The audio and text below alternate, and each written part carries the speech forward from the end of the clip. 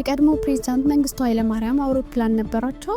የመንግስት ሚዲያዎች የቀድሞ ፕሬዝዳንት መንግስቱ ኃይለማርያም አውሮፕላን የሚል መረጃ ደጋግሞ ሲጠቀሙ ታይተዋል። ይህ ደግሞ አሳሳች ነው በማለት ኢትዮጵያ ቼክ እውነቱን አረጋግጧል። ዝርዝር መረጃውን ይዘናል። የኤርትራው ተቃዋሚ ብርጌድ ንሓመዱን የአዲስ አበባ ቢሮውን ለወታደራዊ ማዕከላዊ ጽህፈት ቤትነት የመጠቀም እቅድ እንዳለው አስታወቀ።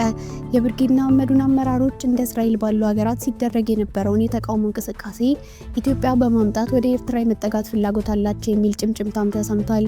በዚህ መረጃ ላይ ጠለቅ ያለ ዳሰሳ ስለምናደርግ አብራችሁን ቆዩ። በርካታ ገንዘብ የያዘ በማስመሰል ማጭበርበር ወንጀል ሊፈጽም የነበሩ ተጠርጣሪዎች በቁጥጥር ስር ዋሉ። እንመለስበታለን። ከውጭ ዜና ምንም አይነት ሰብአዊ እርዳታ ወደ ጋዛ አይገባም ሲሉ የእስራኤል መከላከያ ሚኒስቴር ተናገሩ።